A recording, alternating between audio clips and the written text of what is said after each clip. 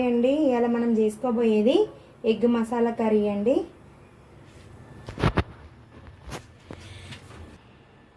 మనం ముందుగా ఆయిల్ అయితే వేసేసుకుందామండి.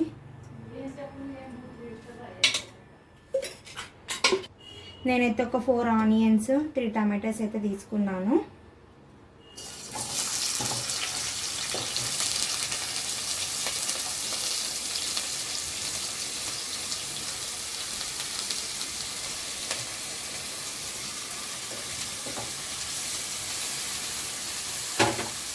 ఇప్పుడైతే మిక్స్ చేసుకున్నాము.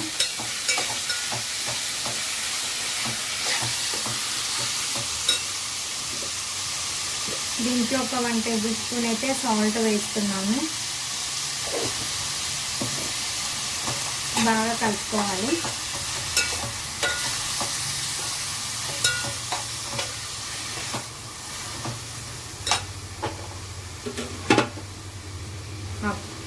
ఇక్కడ 5 ఎగ్స్ అయితే తీసుకున్నానండి. ఇవైతే ఇట్లా కాట్లు కూడా పెట్టుకున్నాను. ఇప్పుడైతే దీంట్లోకి ఆయిల్ వేసేసుకొని ఫ్రై చేసుకోవాలి. ఎగ్స్ అయితే నేనైతే ఒక 1 టేబుల్ స్పూన్ ఆయిల్ అయితే వేసుకున్నాను. దాంట్లో లైట్గా కారం,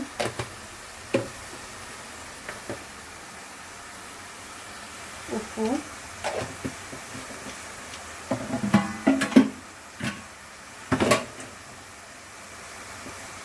పసుపు, ధనియా పౌడర్ వేస్తున్నానండి. ఇప్పుడైతే ఇదంతా ఒకసారి అయితే మనం మిక్సీ వేసేసుకొని ఇప్పుడు ఈ 5 ఎగ్స్ అయితే వేసి ఫ్రై అయితే చేసేసుకుందాం మిక్సీని.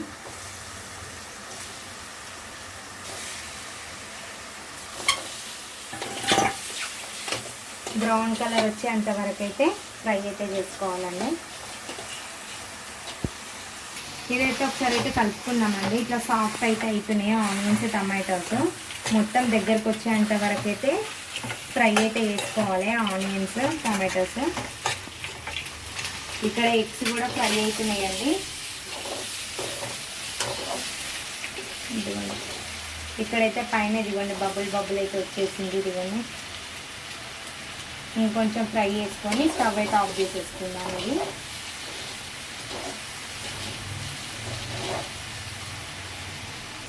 ఇప్పుడు ఎగ్స్ అయితే ఇట్లా ఫ్రై అయితే అయిపోయినాయండి. మనమైతే స్టవ్ అయితే ఆఫ్ చేసేసుకుందాం. ఎగ్స్ అయితే ఆనియన్స్ కూడా ఒకసారి అయితే కలిపేసుకున్నాము. ఇంకొంచెం ఫ్రై అయినాక ఇది కూడా స్టవ్ ఆఫ్ చేసేసుకోవాలి.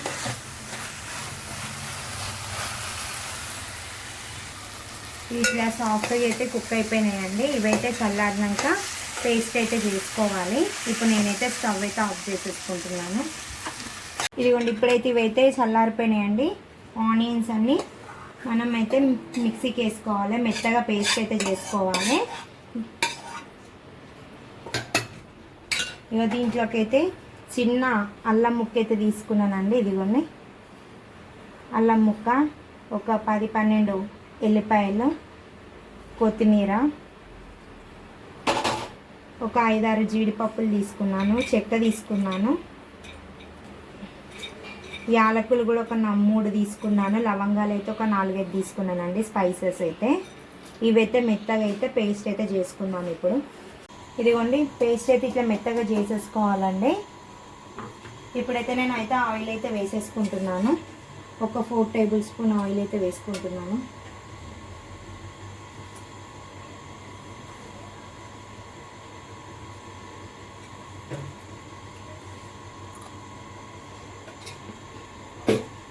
దీంట్లోకి ఒక 4 పచ్చిమిర్చి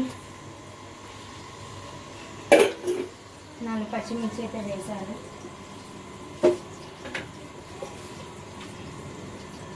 ఇదిగోండి బిర్యానీ ఆకు,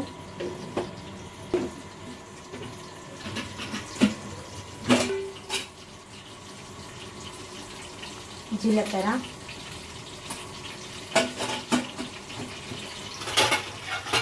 ఇవైతే ఒకసారి బాగా కలుపుకోవాలి.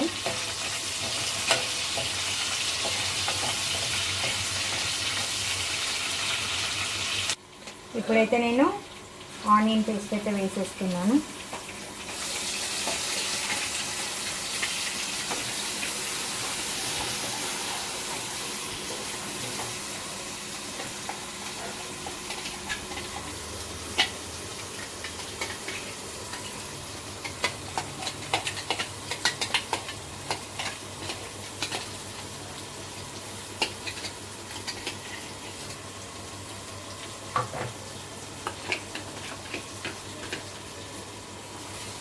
దీంట్లోకి కారం అయితే వేసేసుకున్నాం. మేమైతే కొంచెం స్పైసీ ఎక్కువ తింటాం కనుక అయితే 2 టేబుల్ స్పూన్ అయితే కారం వేసుకుంటున్నాను.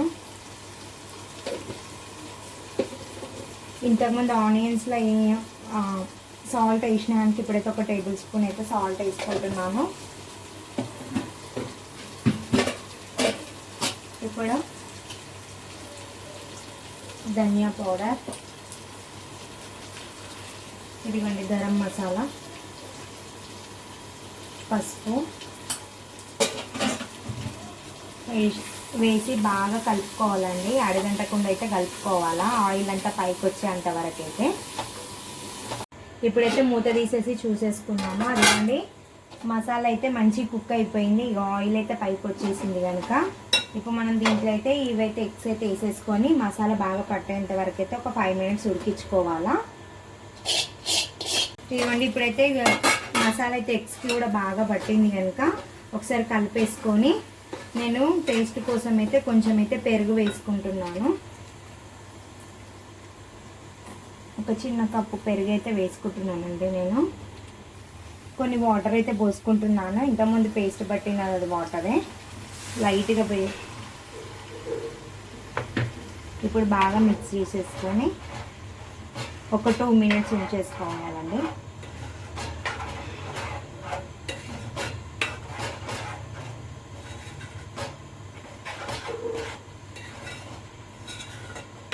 ఇప్పుడైతే బాగా కలిపేసుకున్నాం కనుక మూత అయితే పెట్టుకుందాము. ఒక 2 మినిట్స్ తర్వాత చూద్దాము.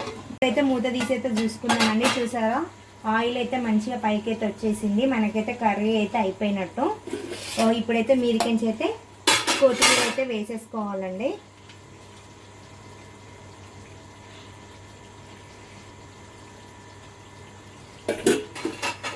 వేసుకొని ఒక్కసారి కలిపేసుకుందాము. సరే మన కర్రీ అయితే ఎగ్ మసాలా కర్రీ అయితే అయిపోయిందండి. నేనైతే మూత పెట్టేసుకొని స్టవ్ అయితే ఆఫ్ చేసేసుకుంటున్నాను. షేర్ చేయండి, లైక్ చేయండి, కామెంట్ చేయండి. మీరు కూడా ఒకసారి ట్రై చేసి చెప్పండి మీకు ఎలా వచ్చిందో. Thank you.